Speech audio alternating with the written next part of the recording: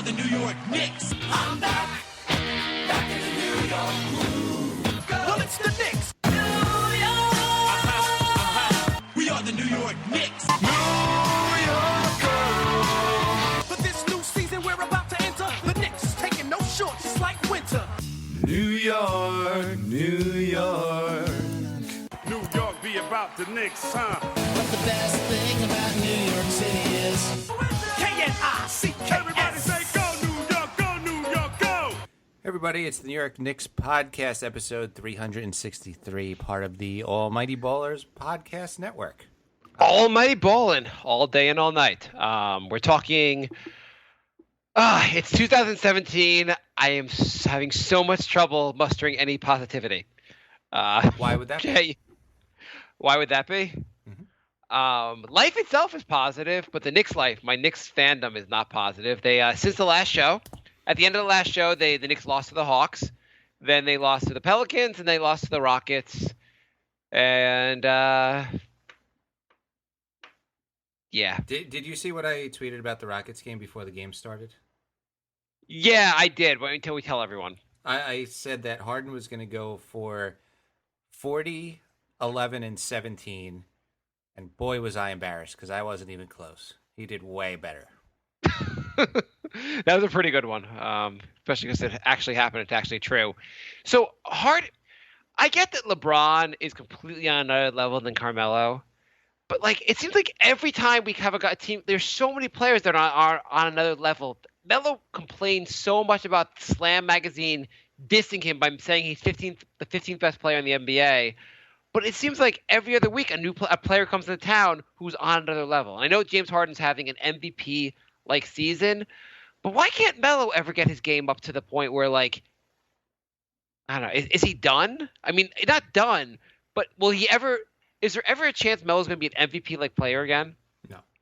See, the thing is, other players say, Harden, for instance, he got a lot of crap about his defense. He's still not a good defender, but he worked on it, and there's a noticeable improvement this season.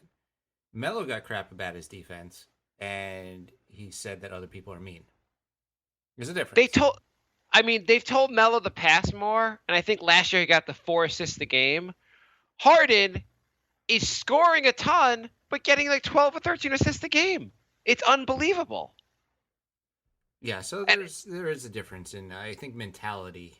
I feel like he can get his assist numbers up to 5 or 6 a game. So there was a piece I read. It was in the New York Post or something, and they're talking about, did the Knicks make an error or make a mistake when they chose Melo over D'Antoni?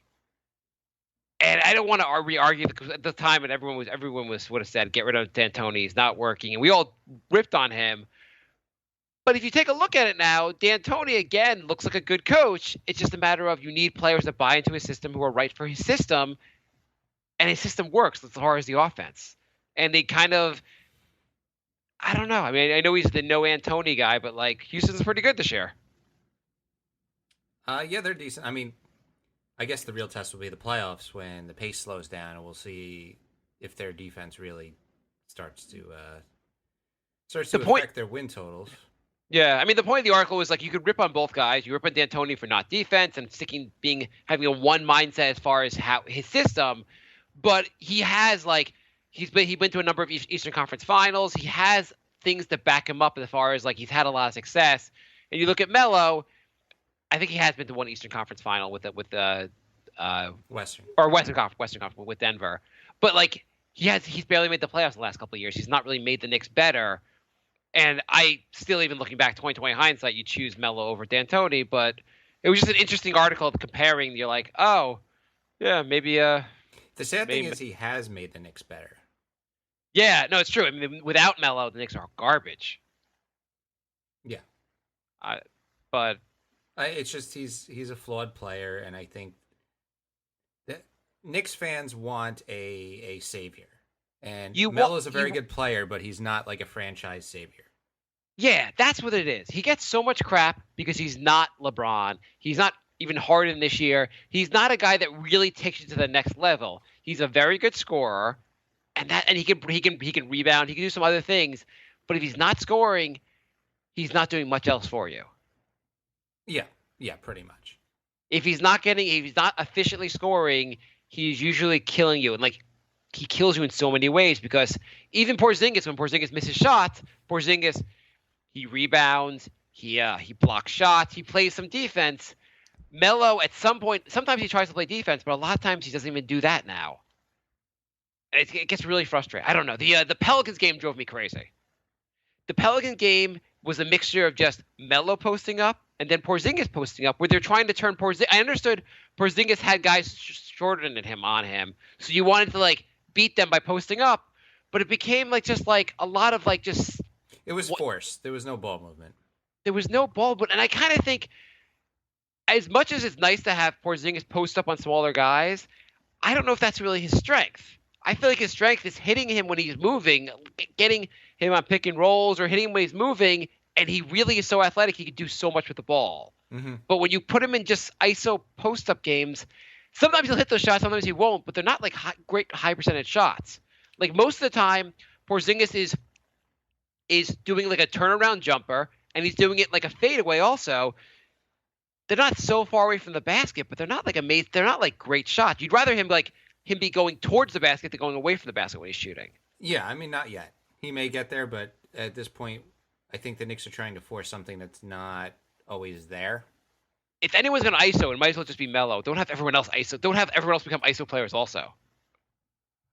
I don't. So I was thinking also about how like every week we go between overreacting and underreacting. They win a couple games, we're like, great, we're super happy, or they lose a couple games and it's the end of the world. Considering this past week, I think we're pretty calm today. I think we're doing a good job. I feel like I know it's like a New York media type thing, and it's like we have a podcast every week, so of course we're going to overreact and underreact, or overreact, not underreact everything, because it's kind of you're talking about it in the now. Comes with the territory, yeah. Why did your mic just sound suddenly so much better? It's like a one-directional mic, and it was turned slightly askew. Well, way to askew our team's turned slightly askew. I think it's because our team is just a very flawed team, and we know the ceiling is very low. Like, we're not going anywhere. At best case, we're making early playoffs until we fix major glaring holes in this team. So let's we have somebody calling in a minute, so let's just talk real quick about what happened this week. The Hawks game, we had Melo getting ejected for kind of punching Cephalosha. Here's is it possible that we just the defense is the biggest problem of all? Forget the fact that Melo brings the ball up too much and he like stalls the offense a little bit. We're still scoring a lot of points. It's the defense that's really killing us for the most part. Could we start holding guys accountable? Is it possible to hold Melo accountable and anyone else in the court? Like if Porzingis misses his guy, can we bench him? If we start benching guys, if they don't like take them off the court. Is there any way to hold guys accountable for defense? The problem is, will there be anybody left to play if you hold them accountable? But if you keep doing it, like, is it if you sit Melo because he didn't play because he played crappy defense for a couple plays in a row? Is that like are you creating just like suddenly the locker room's on fire and the organization's dead, or you're doing that like, hey, it's a necessary, we have to take these steps and it could destroy the team, but it's necessary if we're going to actually like, get better. But what are you going to do? Because we don't have like a terribly deep squad, so especially like guards. So what if you say, hey, Derrick Rose, you're not you let Harden score 50 points. We're going to hold you accountable. I think it's more about like, hey, we're playing like if we get beat, we're trying on defense and we get beat on defense, is what it is. Mm-hmm. It's when you leave your man when you're lazy on plays. No, I get that. It's just, what's the punishment going to be? I don't say you sit them for the rest of the game, but you take them out of the game and they miss some minutes. I don't know. That's fair. If it's a Kyle O'Quinn, you could just bench him for next game. And I get the idea. If it's Melo, it's hard just to bench him for the next game. And you need his scoring. And I do think like you take Melo out of the lineup. In past years, you take Melo out of the lineup, we're done. If you take Melo out of the lineup right now, I don't think we're that much worse because you have KP and you have Derrick Rose. But we have to find a way to play better defense. Like I'm not saying we need to be best defense in the league, But we got to be like mediocre defense. We're playing like dead. We're near the dead last team. We're like bottom 5 in the league right now in defense. And if you don't figure this out, I mean, starting Sasha is not a good way to figure this out either. The least amount of points the Knicks have given up since November 20th is 95. And November 20th was 94 points. Okay. That's not good. Yeah. And only 3 of those games were under 100. We had 95 and 98. Okay, so they lost to the Hawks. The Hawks game was the annoying one where like everyone kind of did their own damage to the team. Mm-hmm. This was the game where KP missed the free throws that could have won the game. Derrick Rose missed a shot at the end of regulation that could have won the game. Then he missed a pass. Was this the one where you couldn't make the pass to KP? The one where he just fell down? Yeah, but he was trying to make he legitimately fell down. He was trying to get the ball to KP. So Yeah. I don't kill him for that. By the way, Noah's been looking better this week. If you want to talk about positives. Yeah, he had 15 and 16 against the Rockets. Yeah, he's getting a bunch more rebounds. I don't think his defense has been stellar, but he's getting a bunch of rebounds. He's scoring some points. He's not looking completely. He's missing some layups where you're like, oh my God, I can't believe he's missing these layups. But he's hitting some of his free throws again. He's looking more like you didn't think he was going to be a defensive player of the year, but you thought like he'd be like you were hoping he'd be 75% of Noah Pryor, and he's getting closer to that. I mean, he did look good against a team that had all their centers injured. Yeah, well, that's fine. I mean, whatever. If he looks decent in an actual NBA game, I'd be happy. Yeah, I mean, an NBA game is good. It would be nice if he looked good against other centers, too. Yeah, well, I mean, you can't have everything. At least he's getting some rebounds. He's getting some tip-ins. So, okay, the Hawks game was also the first game with the experiment of starting Sasha, who was 1 for 7 in 27 minutes. See, this is what I like about Hornacek, though. He started Sasha. It was a disaster. And then he did not start Sasha. No, he did. He started him in the Pelicans game. Well, yeah. But then he confirmed his disaster and then did not start him in the Rockets game. Yeah, he learned. He learns. So what do you think of Brandon Jennings? I know we're jumping around a little bit, but Brandon Jennings, he goes from being like disappearing for most games. He has 1 or 2 games where like he has like 11 assists off the bench and he's looking really good. Then he goes back to sucking. I think this was his MO in Milwaukee. I think Bucks fans are saying, yeah, we knew this was him. Yeah. I mean, there's a reason we got him for cheap, and he was, he was never like a huge part of the team, the Bucks. Yeah, he's a frustrating player also. So did you watch that video that someone sent us on Twitter? Yes. Do you want to talk about that video? Sure. I mean, we kind of are right now. Yeah, we kind of are. It was about Melo. It was just basically pointing out that, like, why our point guards have so few assists generally. And part of the reason was the way our offense functions a lot of times. Well, first of all, you have Melo bringing the ball up too much. Melo, as your small forward or your forward or whatever, should never be bringing the ball up when you have a point guard. Like Rose and Jennings should be the guys initiating the offense. And if not them, it should be Lee. It should be one of the other guards. It should not be Melo initiating the offense. We also have these issues where, like, you have so many possessions where the guy that dribbles the ball up, whoever it is, just shoots without passing. I feel like we almost need, like, high school level rules where you're like, you can't, on every possession, you have to pass the ball before someone can shoot. Right. Yeah, I don't know. But and the other thing was about how, like, we kind of, the way we also do the offense, we kind of, like, run it through the center or run it through. It just was like there's not a lot of movement of players also. So, like, a guy will bring the ball up, and then no one's going to be moving, so it's hard to really initiate the offense. Yeah, no, I agree. The ball movement is definitely an issue. So I think we just confirmed that the offense is an issue as well as the defense. What's the bigger issue here? Defense. And it's not even close, right? No. Because, I mean, you look at the Pelicans game, the Knicks had 3 scorers and over 20 points. That's pretty good. We need to be more efficient on offense, and we don't always have the games we want from them, but we have a lot of guys that can score. It's fixing the defense is the glaring. Why do you think the defense has been so bad? And this is not – since Phil has been here, the defense has been basically atrocious. Why has that been? Well, we have positions that just aren't good defenders. Yeah. Rose isn't a good defender. Melo's not a good defender. When Lee is injured, we're starting two guards who are bad defenders because Jennings isn't a good defender. So now Justin Holiday could be your two guard, and he's a good defender.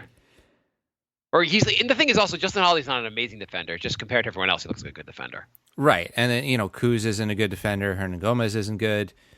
We have a lot of subpar defenders on this team. Why did Phil create a team of not so good defenders? Defenders like the 3-pointer in Phil's mind is irrelevant. Porzingis is good at the rim. Do you think what can they do besides like convincing them to actually play defense? I feel like a focus should be for Melo.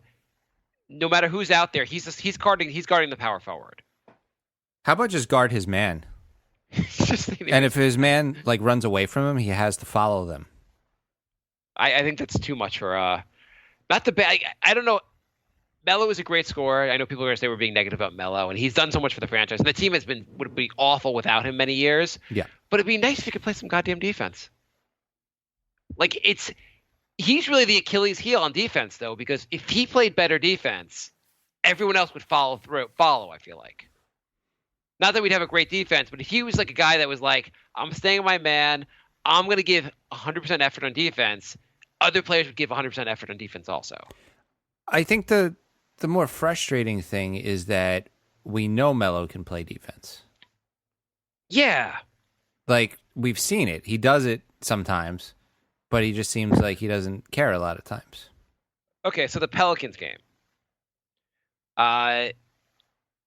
So this game I also felt like, and I feel like this happens a lot also, is the team kind of looked like they've never played together at the start, like for parts of the game. They were like lazy passes. They're just like telegraphed, like they're easily stolen. Just ridiculous turnovers. Lots of like wasted possessions where you're like, they take a bad shot because no one seems to want to make any effort to try to get a good shot. Mm-hmm. There's not real passing. Like, do you ever get the sense the teams never played together? Like they have like it's like that movie. What's the movie with the memory? The guy with the bad memory. Memento. Yeah, it's like Memento with its team every game. Yeah, I mean, it is a team that hasn't played together before. I mean, this is what happens when you assemble a brand new team every year. Do they play more? And I'm not to be an idiot, but do they play more zone or more man? It looks like man until everyone loses their man, and then they... I can't tell half the time what they're playing, because sometimes it looks like some guys are playing man, and I guess some guys could be playing zone, but it looks like Melo's always playing zone. Some guys, it looks like they just do they think if you stand in the corner, you've disappeared from the court?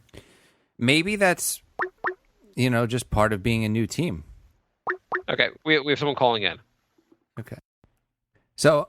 going back to they're a new team. That's what happened to me when I joined a rec league.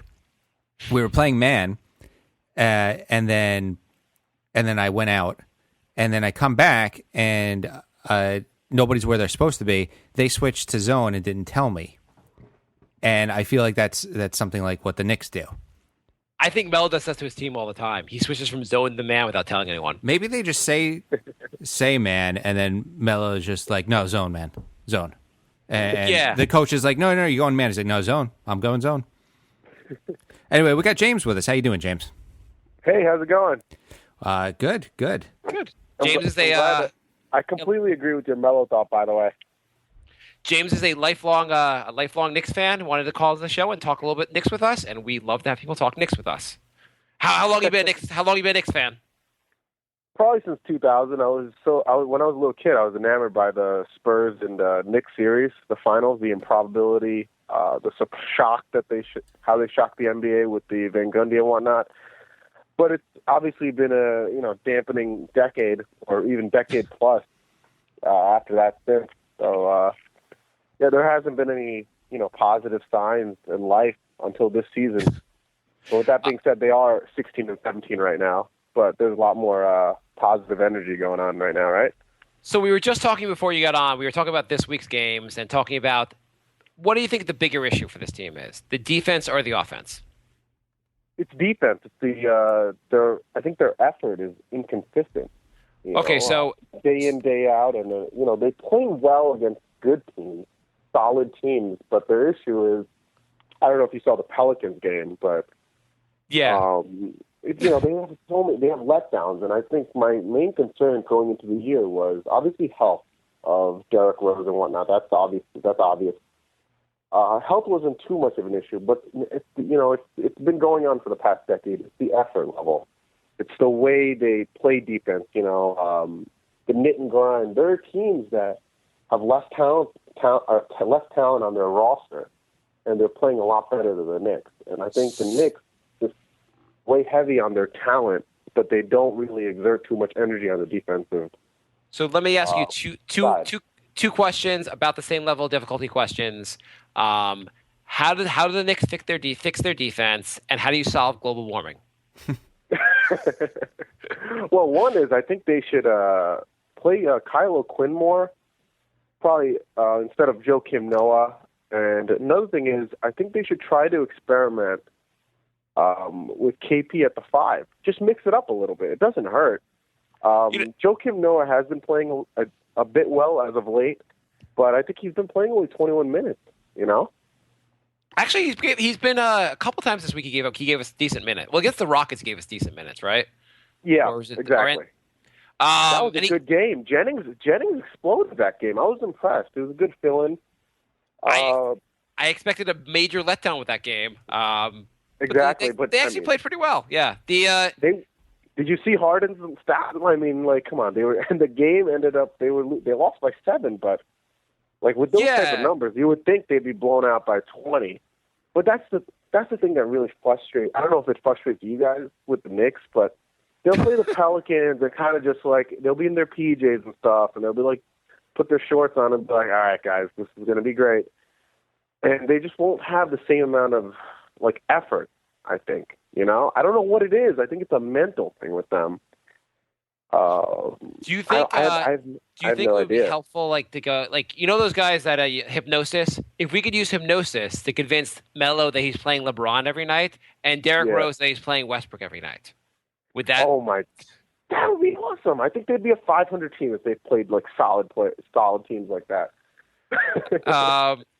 Yeah. Keep going. I was gonna say I feel like Melo should be only. I mean, his defense is bad anyway, but he should only be guarding. He should be only playing the 4 anymore. Power forward, guarding big guys who aren't as agile because he cannot. He doesn't even bother trying to keep up with fast, smaller forwards. I think you guys remember the D'Antoni era of the Knicks when Melo played the 4? Yeah. He was playing. I think there was a season or half the season when he was shooting 7 threes a game. And his stats were obviously inflated, as is anyone in the D'Antoni system. And he was playing the 4, and he played really well. But the problem is he's aging now. There's a lot more talent on the team. I think it would kind of hide his defensive flaws for the Knicks because they clearly don't bring it enough to the defensive side. The offense, I'm not going to complain about the offense. We have a lot of offensive firepower. We got some young guns on the bench that can really play, but it's just the first unit there. I don't know if I'm not going to say it's Joakim Noah. He does a decent job, or at least he tries, but they just don't play as a unit defensively. And I don't the problem. They probably have to acquire somebody at the deadline. They really want to. Do you think part of it is just that the team hasn't played to be a real if you the one of two things has to happen to be a really good defensive team. Either one, you have to have guys who are just really good defensive players. Or two, you have to play together long enough where you've practiced enough together where you kind of can play team defense, and you need to play. You need a lot of reps playing together to actually be able to do this. And maybe the team hasn't played. The chemistry's just not there, and maybe the chemistry will be there later in the year, but it's just not there yet. Well, preseason, Derrick Rose didn't play. It's been a process for this whole team. Some players are out, some players are in.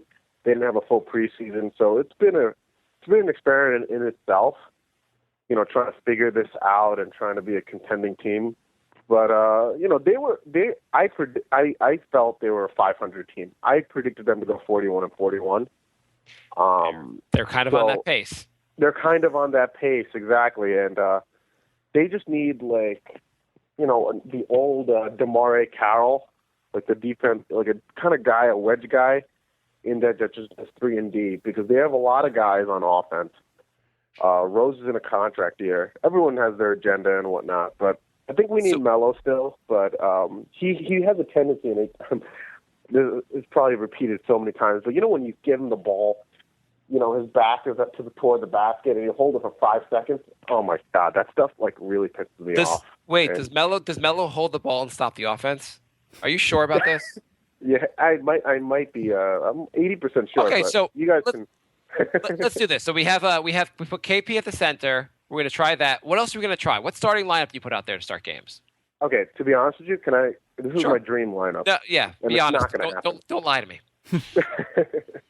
I think they should put KP, go offense initially, right? Okay. They should just kind of like, because they're sluggish, because this whole year they've been coming like, they're always behind and they come back and win, right? I think they should do KP at the 5.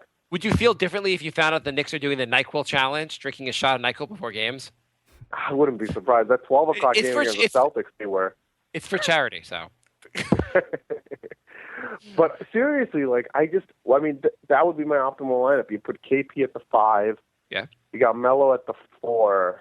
The 3, I'd put, I think I'd put Justin Holiday, a bigger guy. I like that. He plays actually decent defense, has energy. Yeah. Go on. And the 2 guard, our most efficient shooter on the Knicks is Courtney Lee. There's no doubt you got to have him there. And this is where I probably need your assistance, and I want to get your input on it. But would you go with Derrick Rose off? I mean, he's a prolific scorer. Don't get me that wrong. But would you rather have a scoring guard at the 1, or would you have Brandon Jennings, who is more of a passer? He's the leading assist man on the Knicks. So right. What do you guys think? I think, I was saying earlier in the year, I thought they put Rose on the bench because the bench needed more offensive power. Yeah. I mean, I think Rose is a better point guard, but it may not be a bad idea. Like, I feel like the starting lineup should not be something set in stone, like it's handed down by on Mount Sinai from God. It's something that you should play around a little bit with, even if guys are healthy.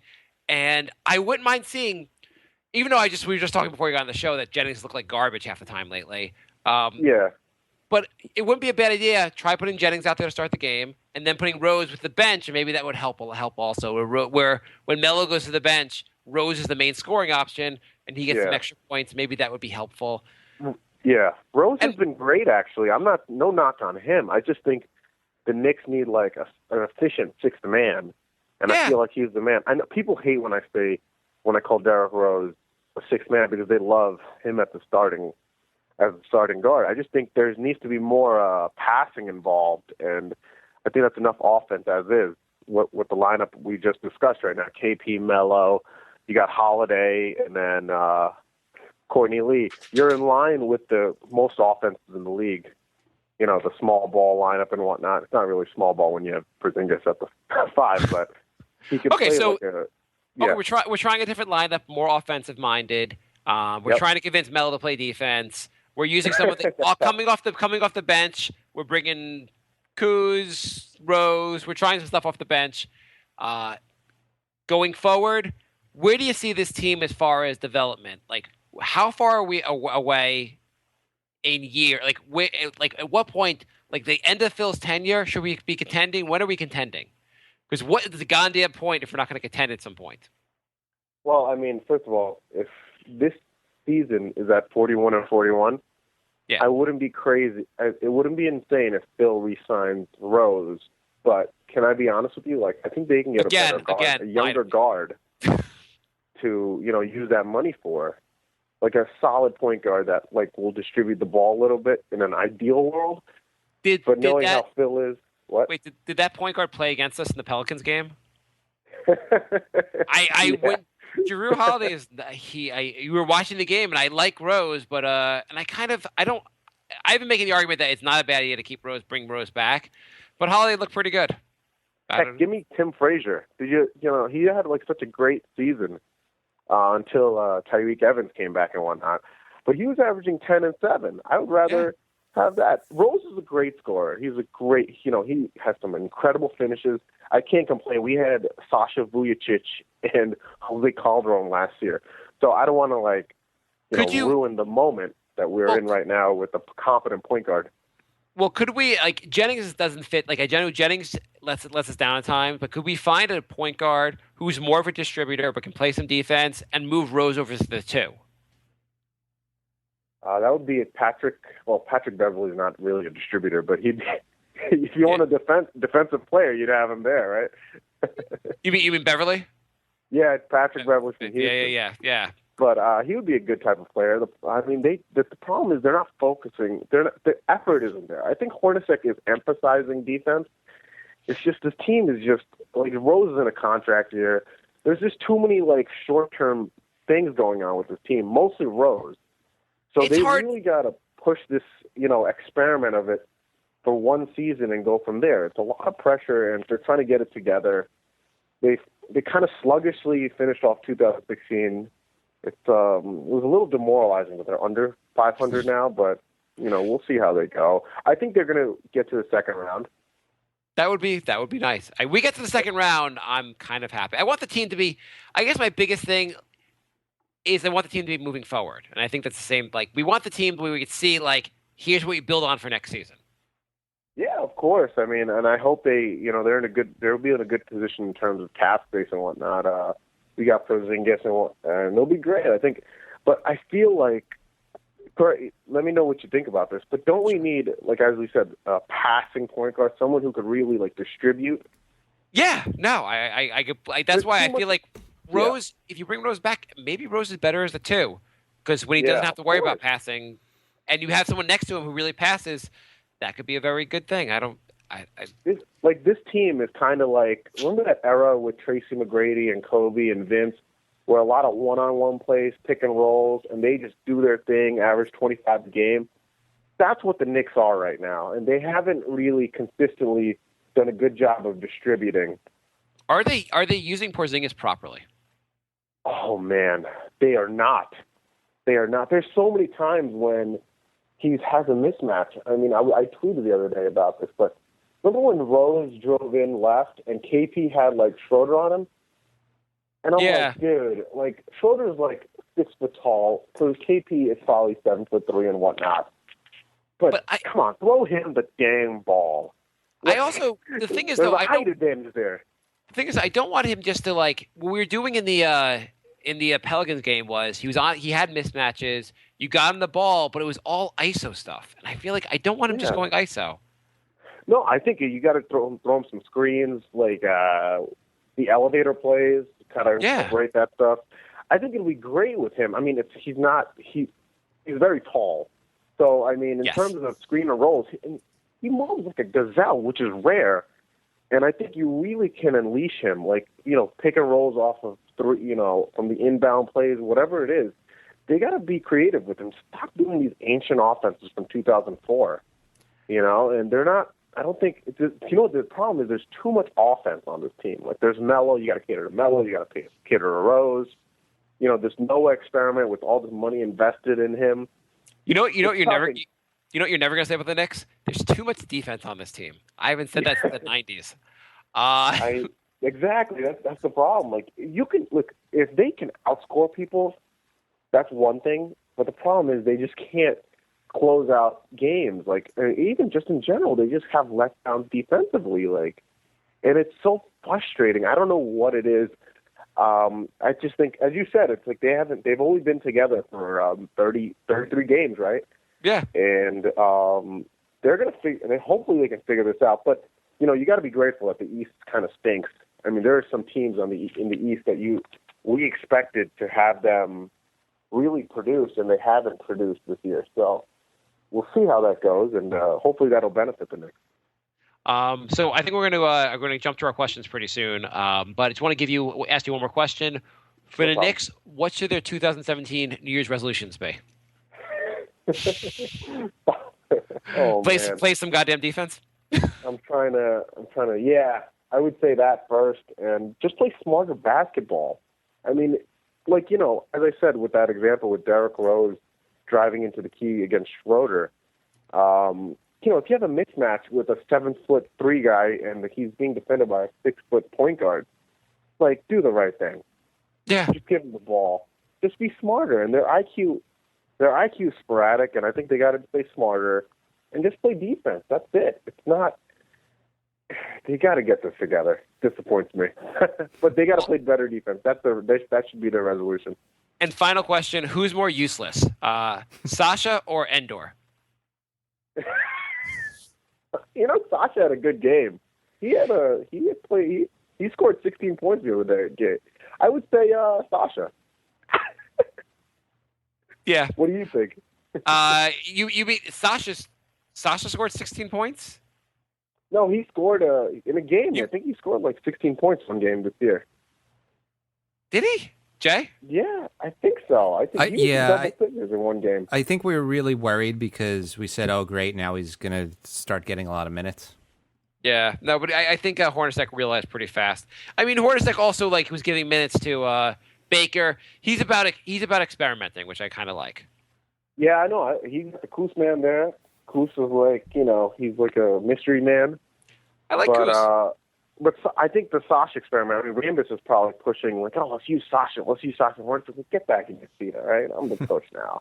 I do want to see more Euro play. I like the Euro guys. I like seeing Hernan Gomez and Kuz out there a lot more. Listen, we're having an issue with the starting lineup. Can't go to the bench yet, right?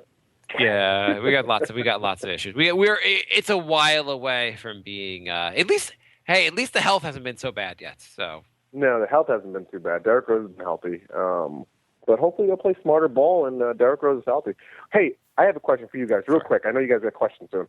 Would you trade Derrick Rose at the deadline if they are at 500 or 4 games above 500?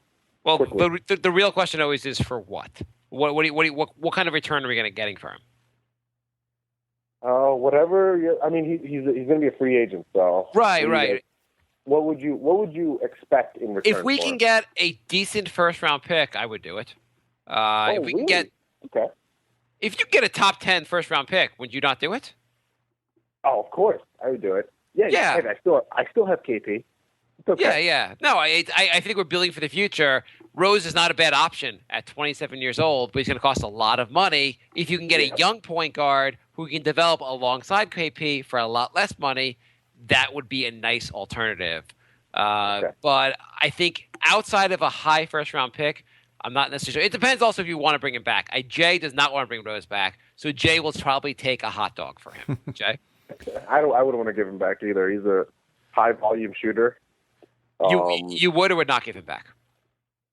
I would rather trade him. Okay. What do you want to get from him?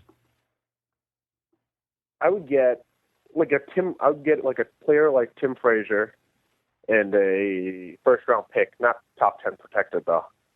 Okay. Well, if literally Tim Frazier and the Pelicans first round pick this year, would you do it? Yeah, I would do that because I think the team needs more passing. And I think KP needs the ball a little bit more. Efficiency, and I think that's what they need. I don't hate that trade. I'm sure we'll get a lot of hate mail from our fans saying they hate that trade. Jay, would you do that trade? Would you do the Frazier for? I absolutely would. I read an article the other day saying could Rose make up to $30 million next season, and I threw up in my mouth. And if you're giving him $30 million, would you take Frazier for 7 first round pick? Come on, that's the part that kills me. First of all, $30 million is a whole lot for a guy him, and he's going to be healthy this season, hopefully. And look at his body of work. I mean, he's been injured the past few years. I don't think he's worth $30 million, and I don't want the Knicks doing that. They already screwed up with the Joakim Noah deal. I was just going to say the best part about the Rose getting $30 million a year from the Knicks would be Noah being like, "Yeah, who has the dumbest contract now?" Exactly. Still Noah, but also they're saying in a couple of years Porzingis is going to get 5 years at $200 million. Oh, this offseason, they're going to start shelling out those $200 million contracts. And LeBron James, CP3, and Melo will have $50 million deals annually. Oh, Melo will not be getting $50 million deals from the Knicks. I will be. I'm sorry, 40. Well, 40, 30. I think Melo's. We'll thank him for his service, and he could move on to another team unless he wants to take a major discount. I think in 2 years, we should all agree that we can be done with the Melo experiment unless he comes back on a really reasonable contract. Yeah, unless he. He doesn't have to. We'll see what happens. Yeah, he wants to stay in New York. He loves New York City. I know. It's in 2 years. I feel like it'd be fine to move on at that point. Yeah, and then KP will be he'll take the helm. Okay, so we thank you very much for coming on. I think we're going to move on to the questions. Jay, any other questions? Any other questions for our friend? Yeah, no, I just want to thank you a lot. And if you want to follow James on Twitter, it's NYJones7. Anything else you want to plug or? No, nothing. I'm good. Well, we're all part of the same network now. We're part of Flagrant Take and Chris Axons and whatnot. So, hey, you guys are a great addition. I love your podcast. Thank you. Keep doing what you guys are doing. I'm glad there's someone else in New York that has, unbiased frustrations about them. But I love this talk. It's very different opinions. Get to open up your mind with this. So thanks a lot for having me, guys. Yeah, thanks for joining coming us. on. Sorry we couldn't have you longer, but thank you for coming on, man. We could do it again. We could check in later in the season.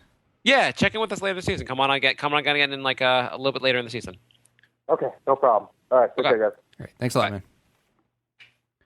Okay, let's move on to the questions. This is a historic moment on the show. We had a call-in with no technical difficulties. Everything worked out great. Yeah, we're figuring out how this call-in thing works. 2017 is starting off pretty good. Nailing 2017. Okay, let's go for the questions because we're trying to do a Brink show tonight as well. So. All right, so we have one email, nyknickspodcast@gmail.com. Phil writes, around this time each year, Knicks skid begins and they miss the playoffs or just bomb out completely. Is this going to happen again, or will they snap out of it and make the playoffs? I think they're going to snap. I think they're going to snap out of it and make the playoffs still. I still think I'm getting worried you'll be in the 8th seed, but I think we're going to make the playoffs. Jay? I got to think they have too much firepower on this team to not. I mean, the East is so bad. They got to make the playoffs. Their team is not, no matter all the flaws, they're going to win a bunch of games still. I mean, they're like, I don't see them losing.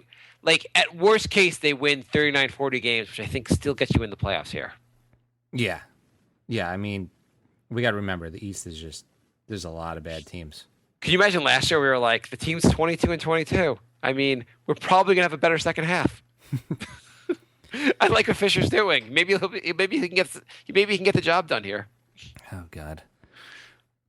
So we are NY Knicks Podcast on Twitter. And... oh, yeah, the big thing we also wanted to say, which we forgetting to say, is so we usually record on Sunday nights, and you'll see the show appear in your feed, if not late Sunday night, early Monday morning.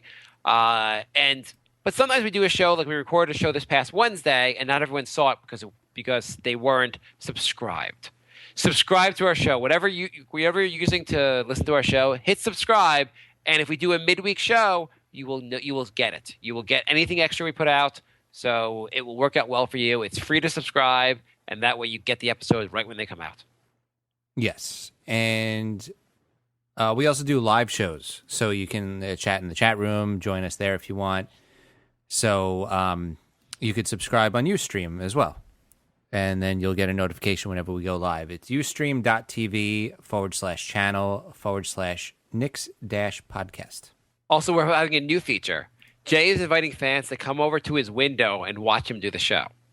If you can figure out where he lives, he's going to put chairs out there. You could sit out there or just like at his window and just look at him the whole show. Actually, don't say that because we established on the show last week it's very easy to find out where I live just by a T-shirt.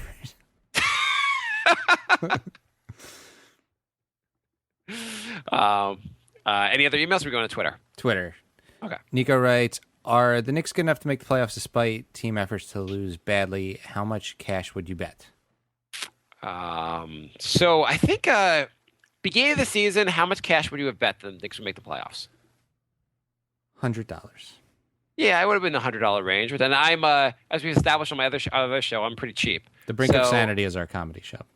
I think at this point, I still feel pretty good about it, but maybe I bet $70, $60, 50, 40, 50. I would probably be down into around the $40 range now. Yeah, I still think it's a pretty good chance, and I really that would suck to lose. I feel pretty good about the team making the playoffs. I'd be really surprised if they don't make the playoffs. Yeah, I feel pretty good. I'm going to go back to like $70. Say they make it. Okay. T. Sully writes, WTF happened to Kylo Quinn? Cock is gone. What's Hornacek giveth and Hornacek taketh away.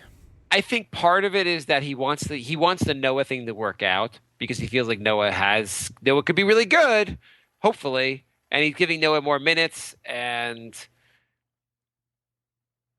I mean, I understand the Pelicans game because he should not be anywhere near Anthony Davis. KP actually looked pretty decent. He looked okay when he was guarding him, by the way. Yeah, he did. But as far as the Rockets game, they didn't even have a center, so I don't know why he didn't play more minutes there. Yeah, I think if Noah looks okay, then he gets more minutes because I think he looks at Noah being a better player than Kylo Quinn. Mm-hmm. And beyond that, it's a mixture of is Kylo Quinn looking good or is Hernan Gomez looking good? I guess the problem really is any of our centers aren't good at defense, so none of them really justify none of them make a really strong case for themselves. They make a limited case where you can kind of get the scoring from Hernan Gomez, or you can kind of get the scoring from Kylo Quinn, or you can kind of get some of the other things that Noah does. But none of them, at certain times, like it's pretty even, I guess. I don't know. Right. None of them has established that they should be 100% the man for the role yet. Yeah. Quinn hasn't looked as. He's also undersized for center, which also kind of kills it for him. Yeah. Yeah, I don't know. But he has disappeared a little bit lately, but I think he'll reappear also. David writes, we have a ton of good forwards. Can we get creative and give them more time? Yeah. I feel like it's frustrating, though, you can't get, like, Kuz more minutes. It's frustrating you can't get Hernan Gomez more minutes. I know he's not a forward. But you want to see more Justin Holiday. What forward should be getting – the forwards, let's rank them as far as who should be getting most minutes. Well, obviously Melo and Porzingis. Yes. Okay. Now let's go past the two obvious ones.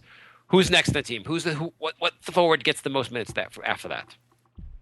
I would say. Are you counting Holiday? Yeah, I guess Holiday's a forward, right? Yeah, he's a small forward. He's like a guard. Yeah, he's like a forward guard hybrid. He's a tweener.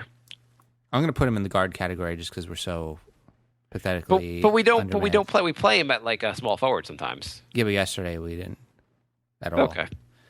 I'm not going to count him. I'm going to go Hernan Gomez. Hernan Gomez is more of a center. Oh, now we're getting really technical. Huh? Well, you're not going to give me Justin Holiday as a guard. I'm not giving you Hernan Gomez. Take that, jerk off. The question sucks. I think we all agree Holiday needs a lot more minutes, and then from there, I guess Hernan Gomez next is a big that you want to see more minutes. Who's after that? The problem is if you're counting Thomas and Holiday and Kuz all as forwards, we have like 2 serviceable guards and 3 when Courtney Lee's healthy, and then like 8 forwards.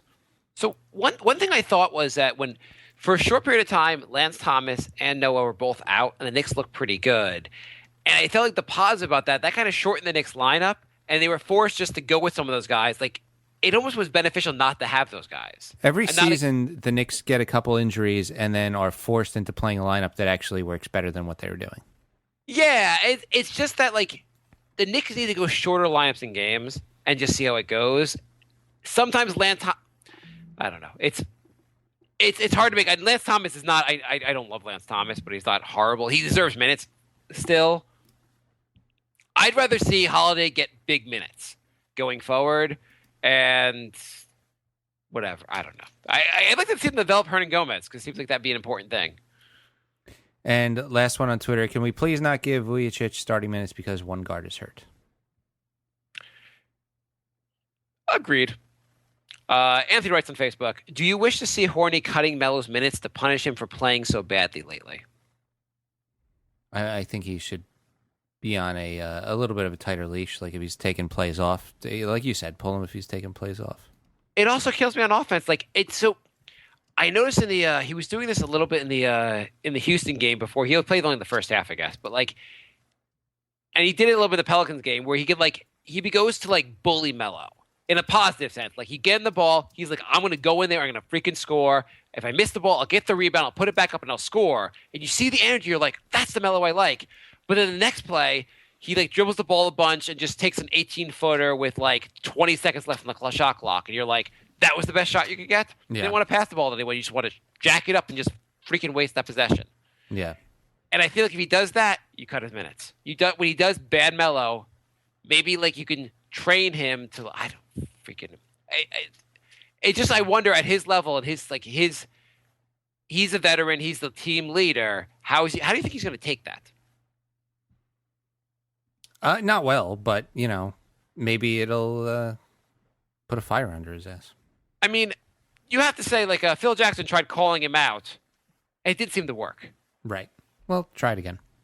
Yeah, I think he just keep trying again. Anthony writes, do you think Porzingis will realize he's full potential with Melo on the team? Yeah. I mean, Porzingis is going to be getting better while Melo's in decline. So at some point, it's going to be Porzingis' team, probably next season. So does Porzingis more benefit from having Melo on the team, where Melo takes some of the attention away from him as far as on offense? Absolutely, yeah.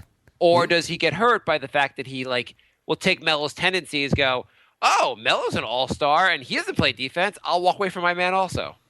No, I mean you could tell he just has a different mindset. Yeah, I agree. He's got a good head on his shoulders.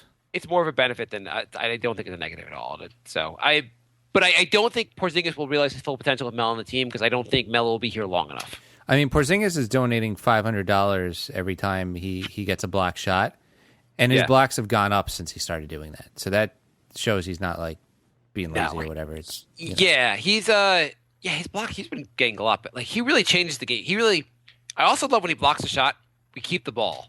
Like he keeps the ball in bounds a lot of the time. There was one block shot the other day where he just grabbed it and held it. He didn't even swat it. Was it, by the way, the Pelicans game where he went behind the back when he was driving? Did you see that? Yes. That was insane. Yeah. That was just like, I was like, this. That's also why I'm like, stop. This guy is so good with moving basically. You can't become a post-up player. Like the whole last year when Rambis got here, Rambis took over and they were like, Porzingis, we're going to make you a post-up player. I'm like, I understand he's just tall and so you want to do that. Maybe you should kind of look into try to figure out what Porzingis is. Try to figure out the best way to use him, not just say. Yeah, look at his actual skills. Yeah.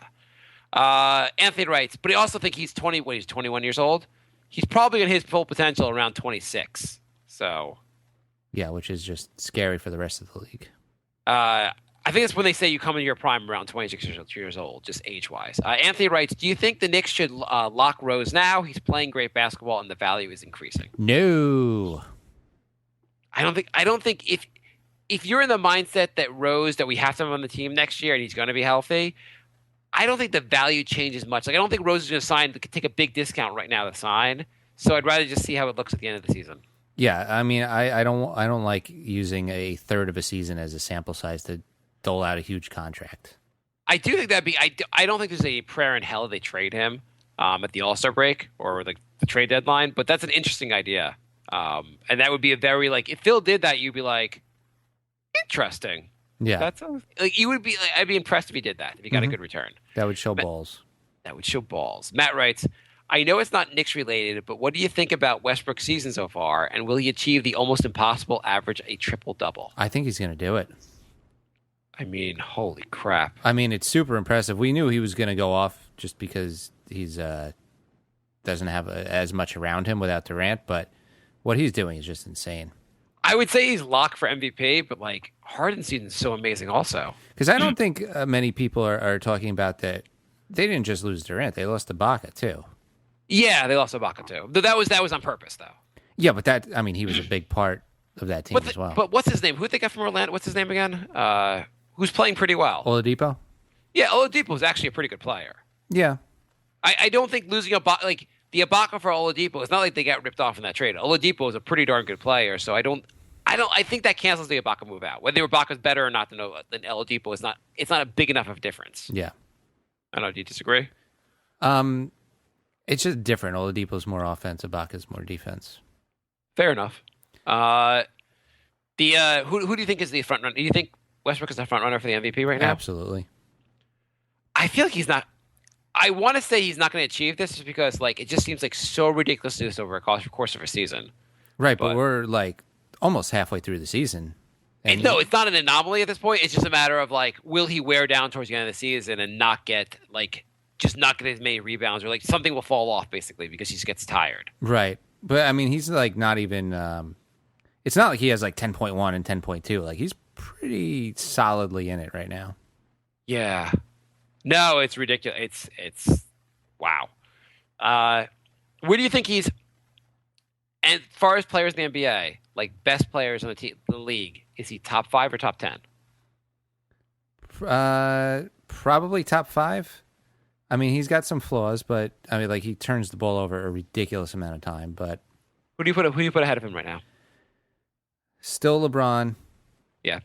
We're not talking like career wise. We're just talking about right now. Where they are right now. LeBron definitely. I'd probably still put Durant over him. Yep. Steph?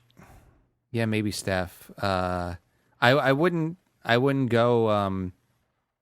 I wouldn't go Davis until we've seen him play like one healthy season. Why does he still have the unibrow? I think at this point it's a marketing thing.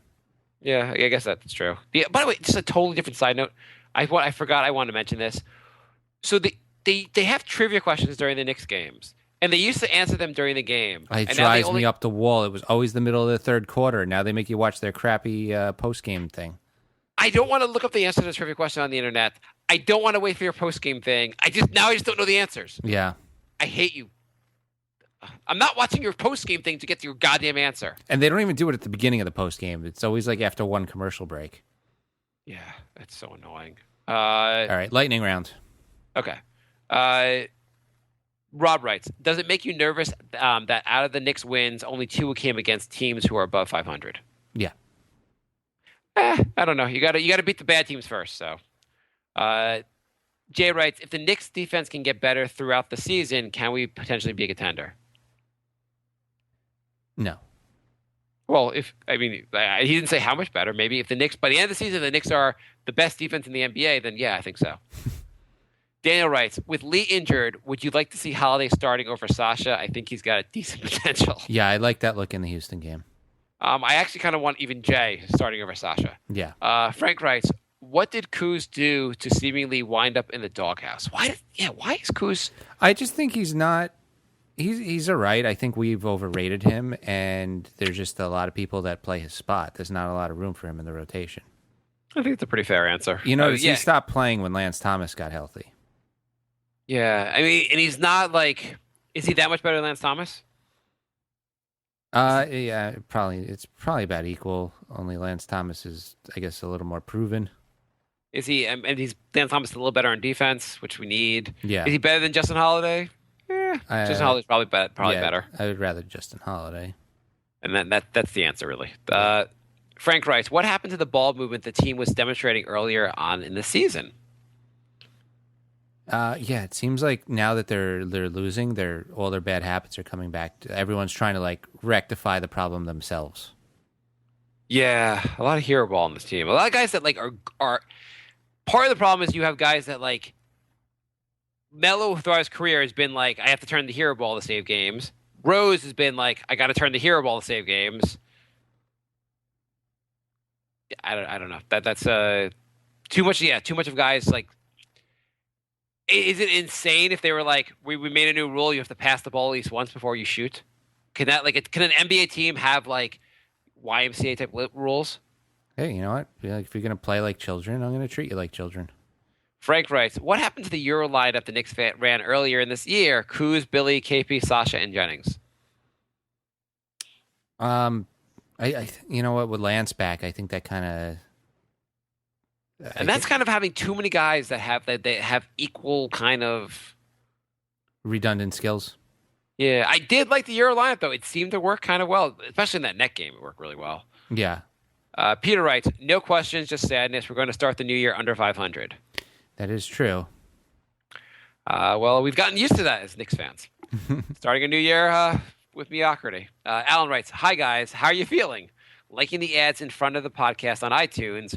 With the Knicks playing terrible over the last 4 games and now below 500, have you guys looked at the draft yet? Well, I have. This draft seems deep at point guard and wings, 2 key areas the Knicks need, in my opinion. Also, look at the website, www.tankathon.com. Good for the tank. Hopefully, Jay will pick the next Porzingis. We'll check out the website. Jay, have you looked at the draft at all? Not yet. It's like one day I think the Knicks are getting a, 4th seed. The next day they're like struggling to keep 8th. Like I have no idea where even to look. I'm not. I can't get the real issue is also I'm not that into college basketball. I'll watch a game if it's on, but I'm not that big into it, so I can't really get into the draft. Grant writes, are you into college basketball? Not at all. Grant writes, I can take the losing to the Rockets, but I cannot take the losing against no defense Harden. How can this happen? Wait. I can take the losing to the Rockets, but I cannot take losing against no defense Harden. How can this happen? Well, it's hard to beat a team when you let up 50-something points to somebody. And that guy was passing the ball a lot, so he got a ton of it. That's the crazy part is he scored a ton of points, but he also was passing the ball a ton. Yeah.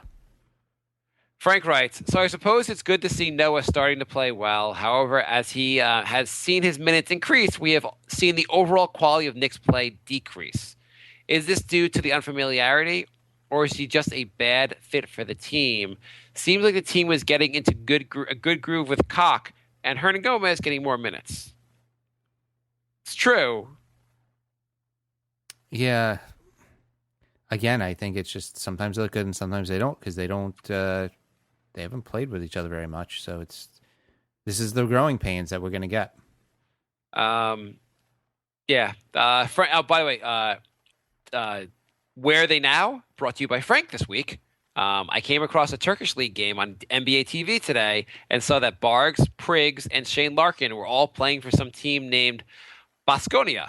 Not really a question there, but just saying management has made some really unbelievably questionable decisions. So these are all guys that played big minutes for the Knicks. Yes.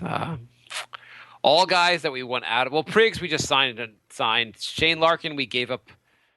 That was part of the Tyson Chandler trade, and Bargs we gave up a draft pick for. Alan writes. 3. Alan writes. Also, with the new CBA, I don't see any superstar leaving their team unless he wants to leave $75 million on the table. Knicks need to build through draft, not free agency. Given Porzingis could sign a 5-year, $195 million contract, that's his max deal, we need to draft players now. I'm fully behind a rebuild. I think we've been behind the rebuild for a while.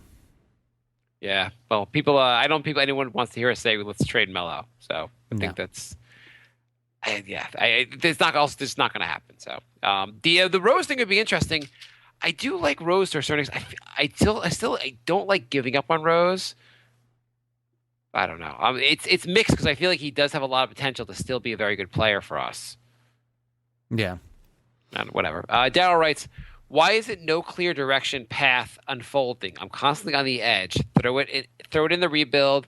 Followed by, let's just see these Knicks look like they could do something maybe. Followed by, no, rebuild, etc., etc. You guys are the experts. Make the call for us, please. Jay is messaging someone in the chat room or something like that, or just not paying attention to the show. What the hell's wrong with Jay? I'd say Jay and I both agree. Let's do a rebuild. Since it's not going to actually happen, I guess I like some of what we're building, and I think we have potential. Jay's writing. I don't know what the hell Jay's doing during the show, so I'm just going to skip the Nick, go on to the next question. Hope he listens. Dow writes, also, and please excuse my ignorance, but is there a way to broadcast or to get notifications about when you go live for the recording? Jay? Yeah, subscribe on Ustream, ustream.tv/channel/Knicks-podcast, or join our Facebook group, or facebook.com/NY Knicks Podcast, or Twitter @NY Knicks Podcast. We post the links Facebook and Twitter, you're gonna just have to monitor it because we post it right before the show. But if you subscribe on Ustream, you will get an email when we. We go live every Sunday at 8:30, and then randomly throughout the week. Yeah, so I guess we haven't figured out a way to. We haven't. The best notification you can get is on the Facebook page. Just see when we're recording, and that's when we usually, if we record Sunday nights, it's 8:30 Eastern Standard Time. We're gonna be out. We're gonna be live around that time. It's all about me getting my kids to bed before we record. Beyond that, it's just there's no better system that we have. We're not good at this. Yeah. Gillum writes, since you are in the almighty network, has there been any difference in listeners, visits, etc.? Jay? Yeah. I mean, the listenership went up a lot, I believe. I believe. There's been a slight issue with the numbers, so we don't have the exact numbers right now. And they're up. It's killing me because I usually check about 25 times a day. The Jay used to be able to check anytime he wants. Now he only gets like updates every like 24 to 48 hours, and it drives him insane. And also they tabulate their numbers. Sometimes their numbers can be a little bit behind, not completely up to date, which drives Jay insane because the numbers previously were up to date, up to the second. Long story short, I think we got like 5,000 to 10,000 new listeners, which is nice. Good, which is huge. Yeah, and it makes it worthwhile. Gillum writes. The way Melo is playing, does he make you want to vote for him in for the All-Star team? The way who? Would you give Melo his vote for the All-Star team? No. Who gets the votes for the All-Star team for the Knicks? Porzingis. Do you vote anyone else? Are you a homer where you'll just vote everyone in, or are you only guys that are deserving? No, only guys that are deserving. Okay. So KP and Lance Thomas for you, right? Gillum writes, I have hard to argue that. KP, yes, and Melo's going to be on the All-Star team, so it doesn't even... Yeah. But Gillum writes, was the game against the Pelicans the worst effort the Knicks have put all season? Does Rose know that he, in theory, should try to deny the middle defending the pick and roll? Did you see the play where... I think it was this game where... I forget who got the ball. Melo tried to close out, and the guy just blew by him. Yeah. I mean, not Melo, I mean Rose. Sorry. Rose sucks. By the way, I know we've been ripping on Melo. Rose sucks at defense also. I told you that before the season started. Yeah. God damn. I just want this team to be better. I'm suffering. The Knicks suck. My Jets, who are so goddamn miserable, and all they had to do today was lose the game because they need a high draft pick. They won the game, the last game of the football season, because they're that bad. They can't even lose when they're supposed to. And all they had to do was they have this rookie quarterback who everyone said they were morons for drafting in the second round. Just put him on the field and let him just see what he can do. And if he loses the game for you, who gives a shit? You needed them to lose. And the Knicks sucked them. All I have is the Mets. The Mets are my decent team right now. And if you know New York sports, it's sad that the Mets are my only team. Gillum writes, I've only seen about 20 minutes from the Rockets game, but I want to comment two things. How on earth is Anderson dribbling past Melo with what the hell is this? Melo can't or just doesn't want to defend. I know Lance defended Harden, at least follows the plan. Also, Lance would be so good if he used by the Rockets. Don't make him pass or play in the post, just a 3-and-D guy. Yeah, I can't argue with that. I mean, I thought that's what he really was, 3-and-D. I don't want to see him posting. How many of our players do you think would be a lot better and another team would just utilize them far better? Like KP, I feel like other teams could utilize him better, right? Probably, yeah. Melo, I don't think it makes a difference. I guess someone just there aren't that many guys. I guess never mind. I don't know. You put any of them on the Spurs, they'll probably use better. Bruno writes, "Is there any way in which we can force Phil to trade Melo? I can respect the guy that I can respect the guy that can't play D but tries hard. but it's way too much for me to watch Melo trying to defend Jedi style, which means playing D, only using the Force and not moving at all. I don't care if you can put up 30 points if you're causing the teams to defend with 4 players the entire game. Yeah. Yeah. All right. Maybe, yeah. What did we learn today, Jay? We learned that there is room for improvement. Oh, Daryl got a question in before the buzzer here. How did we stay so close to the Houston game? Are we better than we think? What the hell is up with this team? So I guess Daryl was impressed by our performance against the Houston. Was that a moral victory for you? No. Or what did we learn today, Jay? We learned that there's too many forwards and not enough guards. I think we learned that during the offseason. Yeah, true. We learned this team, we're starting this year off a little more frustrated than we hoped to be. I want to thank James again for calling in. James is part of the Almighty Ballin Network. He hosts the Flagrant Take Podcast, so you can check that out. AlmightyBallin.com. And you can follow Almighty Ballin on Twitter, and James is NYJones7. So I thought it was the Almighty Ballers. What I thought it was the Almighty Ballers Network. Is it Almighty Ballin Network? It's very confusing. I legitimately don't know. I don't know if I'm an idiot for not knowing this. No, but I mean, the website's almightyballer.com. Okay, you're calling Ball In. Jay, come on, Jay. I'm tired. Be professional, Jay. And there's been some new podcast added to the network. So if you are a Nets or Hornets fan, you're in luck. Yes. All right. So thanks for listening. We will be back next week. Bye,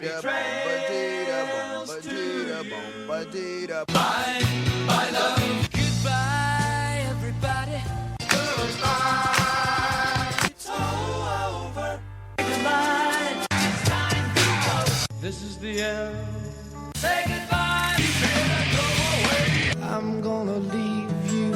It's the end. Goodbye. Goodbye. Just leave me alone. Feels so good to say goodbye. I'm sick and tired and I'm saying goodbye. Goodbye, girl. Goodbye, goodbye, goodbye. Everybody.